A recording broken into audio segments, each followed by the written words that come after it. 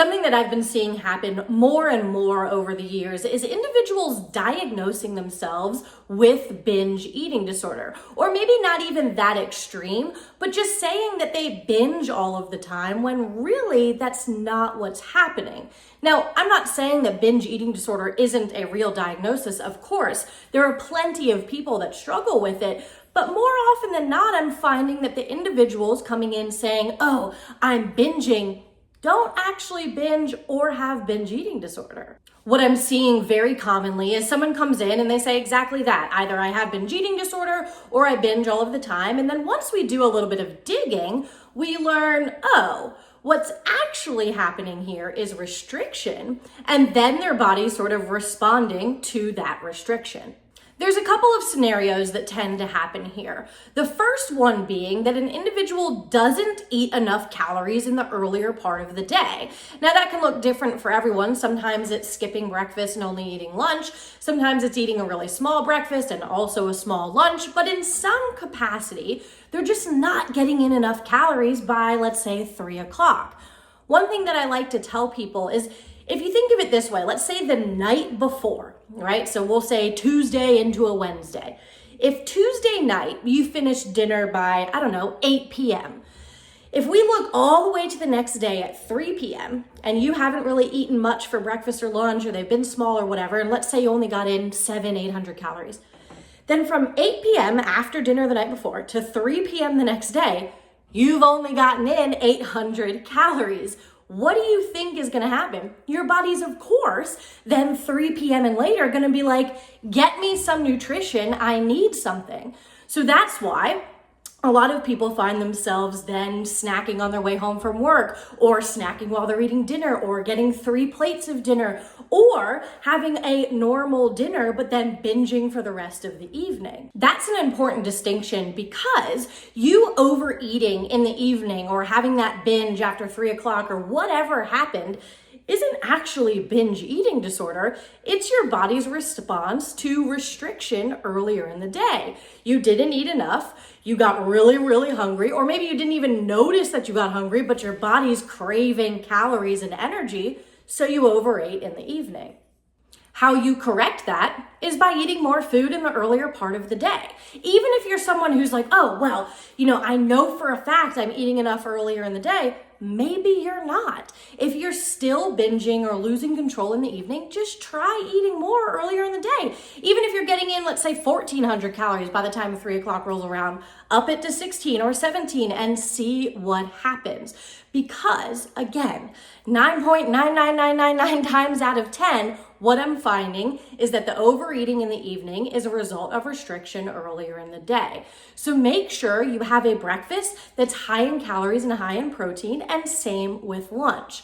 Now, some people will say, oh my God, I can't do that because I'm still gonna binge in the evening. You're right, you might. And that's okay, because over time, those binges will decrease.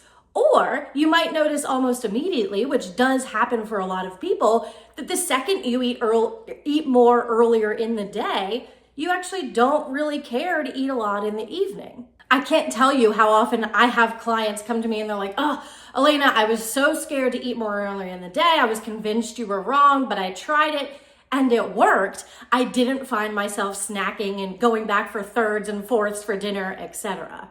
The second situation that I see very commonly that makes people think that they have binge eating disorder or are binging stems, again, surprise, surprise, from restriction. So this is the situation where someone doesn't allow themselves to have ice cream in the house or chips in the house or something like that, because they say, oh, if I do that, I'm going to lose control. I'm not going to be able to control myself. I'm going to eat all of it. So I'm just going to keep it entirely out of the house. That may seem like a good idea. That may seem like, oh, okay, perfect solution. I just don't buy it. I won't eat it. But really what that does is put that food on a pedestal. Think about any time you've been told no. What do you want to do? The thing that you were told you can't do, right? So what I often tell people is this. You've sort of pulled the pendulum this direction by restricting those foods in the house, by saying, I can't have that. It's not allowed here. You're holding the ball up here. What I want you to do is let go. Now, people always say, oh, I can't do that because if I let go here, then the pendulum's gonna swing the other direction and I'm just gonna eat all of the chips or all of the ice cream or whatever it is. And yeah, you probably will for a little bit. But what tends to happen is you give yourself permission to eat that forbidden food. And yeah, you might have chips or ice cream or whatever it is every single day for even a couple of weeks. But what always happens, and I have yet to see this not work, to be honest, is that ball comes back to the middle. And what the middle looks like is realizing that you can have chips in the house because really you can have them whenever you want to. And removing putting that food on the pedestal of like, oh, I'm not allowed to have it, or I'm only allowed to have 3, really takes away the novelty. And in removing that novelty, you've effectively taken that food off of the pedestal, and it no longer becomes this thing that you're obsessing over and feel like you lose control over. So yeah, you might swing the other direction and eat a ton of chips or a ton of ice cream for a few weeks, but then what's gonna happen is that pendulum's gonna come back to the middle and you're gonna have a bag of chips in the pantry that you're like, oh yeah, I forgot I even had those. I know that it's scary to sort of let the ball drop this way because everybody's like, well, what's gonna happen? What if it goes on for 3 weeks? What if it does, right? Nothing bad is really gonna happen. What's going to happen is more long-term, you're going to have a better relationship with food. More long-term, you're going to be able to make better decisions around food, and that should be what's important. Now, you are valid in being afraid to let go of the pendulum on this side, but I want you to try it because when you give yourself that full food freedom, that full permission to eat any foods that you want, you'll find it's actually easier to make food decisions on the day-to-day. So if you find yourself in one of those 2 scenarios that I just described, I want you to, of course, give yourself that full food freedom to eat any foods that you want, and I want you to work on eating a little bit more calories in the earlier part of the day.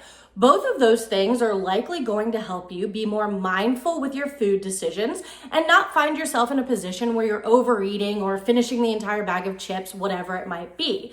I also want to be clear that both of those things don't necessarily mean that you have binge eating disorder or that you binge. Both of those scenarios are situations that you've just been restricting, and you need to loosen some of that restriction so that you have more control over food later.